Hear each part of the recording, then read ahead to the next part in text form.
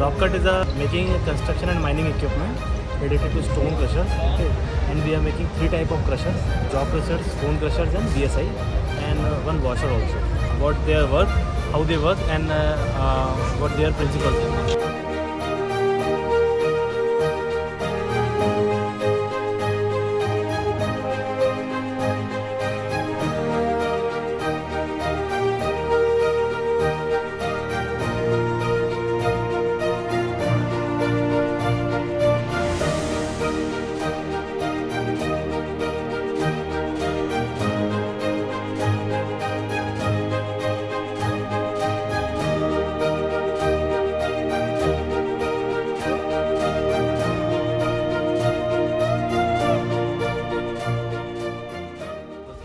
Jaw crusher जो work करता है वो अपने जॉस के प्रिंसिपल पे वर्क करता है। इसमें एक जॉ फिक्स होता है, एक जॉ मूवेबल होता है, इसलिए उनको जॉ क्रशर कहा जाता है।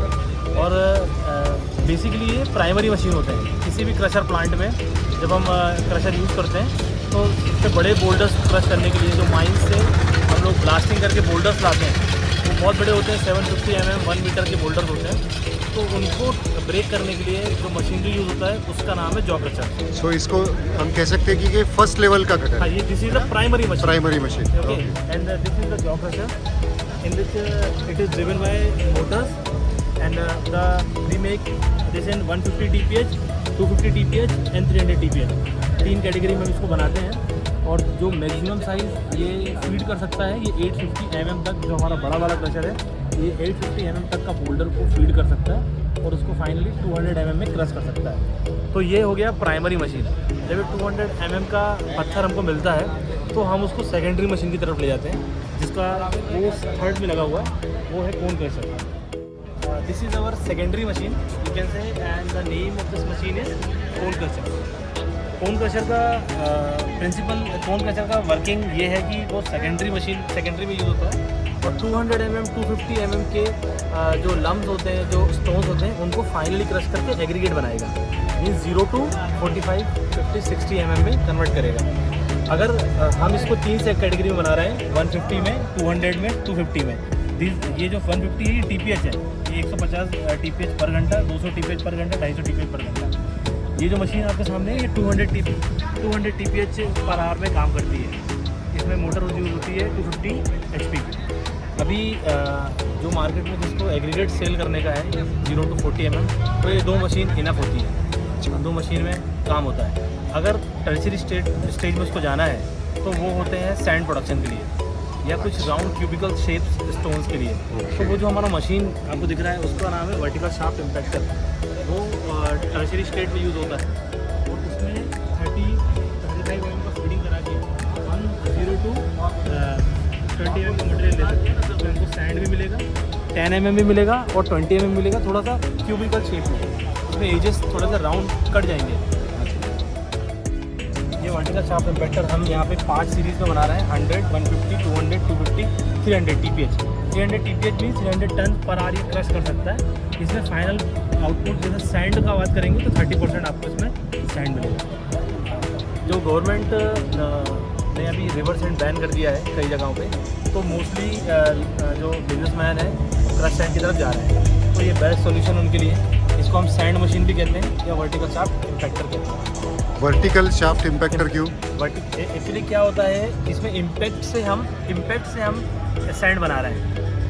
1200 RPM पे मशीन चलता है एंड कॉर्नर्स में स्टोन जाके सेट हो जाते हैं। जब ये मशीन चलता है तो स्टोन आपस में कोलाइड होते हैं और जब वो टकराते हैं, मीन्स कोई एक्सटर्नल फोर्स नहीं है, सिर्फ आपस में ही कोलाइड हो गए। शाफ्ट वर्टिकली माउंटेड है, इसलिए वर्टिकल शाफ्ट हो गया। इम्पैक्ट कर रहे हैं एक दूसरे से कोलाइड, इसलिए वर्टिकल शाफ्ट इम्पैक्टर हो गया।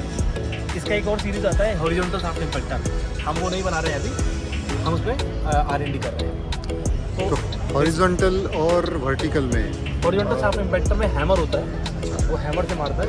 वर्टिकल शाफ्ट इम्पैक्टर में स्टोन आपस में टकराते हैं, तो 20 mm 20 mm आपस में टकराएंगे और फाइनली उसको 0 सैंड और 10 mm में उसको कन्वर्ट करेंगे। इसके बाद आपको इस मशीन से जो फाइनल आउटपुट मिलने वाला है वो सैंड भी मिलेगा, 6 mm में मिलेगा, 10 mm में मिलेगा और 20 mm में मिलेगा। इसका शेप बहुत अच्छा होता है।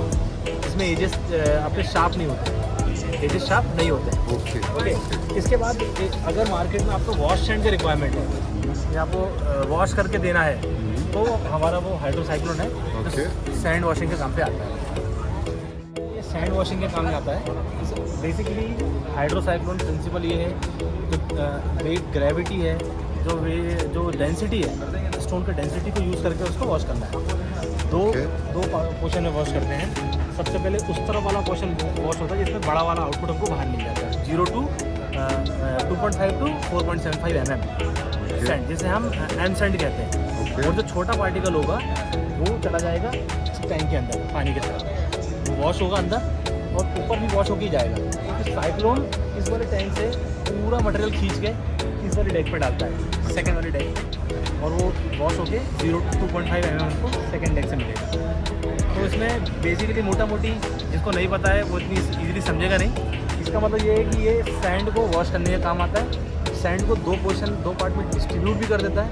दो पोर्शन मतलब एक प्लास्टर सैंड, एक मैन्युफैक्चरिंग सैंड। प्लास्टर सैंड का साइज़ है 0 to 2.5 और मैन्युफैक्चरिंग सैंड का साइज़ है 2.5 to 4.75। मीन्स ये है कि 4 मशीन यूज़ करके आप माइन से लाए हुए बड़े पत्थर को क्रश करके सैंड बना सकते हैं। बढ़िया, मतलब एक ही इसमें आप पूरा सोल्यूशन दे रहे हो, हाँ, है ना? एक ही साथ प्रोडक्ट ले लिया है। You can see the video photos of that plant. This is a sand plant.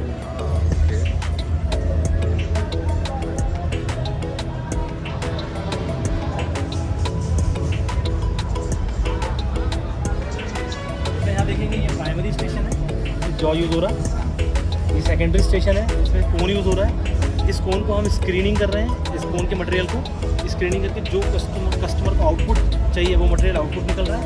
तो जो आउटपुट जो उसको टर्सरी स्टेट में भेजना है वो इस हॉपर के थ्रू टर्सरी स्टेट में जाके फिर से स्क्रीन में जाके अपने फाइनल आउटपुट वो अचीव कर रहा है। मतलब एक ही प्लांट में आपको कितने सारे कस्टमर्स को आप प्रोडक्ट दिला सकते हो, हाँ, ये देखिए, है ना? जिसको जो स्टेज पे चाहिए वो स्टेज पे वो ले जिसका रिक्वायरमेंट प्राइमरी का है, इस मटेरियल का यूज़ करना है वो ये लेगा। जनरली फुल सेटअप ही यूज़ करते हैं कस्टमर, फुल सेटअप करता है। तो this is crushing solution, basically Rockcut is making crushing solution. Vineet ji, thank you so much. बहुत अच्छी जानकारी दी आपने।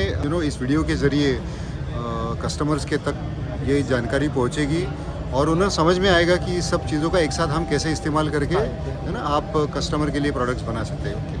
Thank you so much.